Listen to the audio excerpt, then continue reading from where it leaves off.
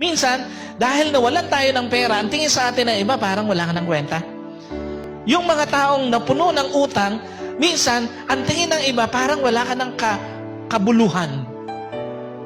Sino po rito nakaranas na sa business na nagka-problema?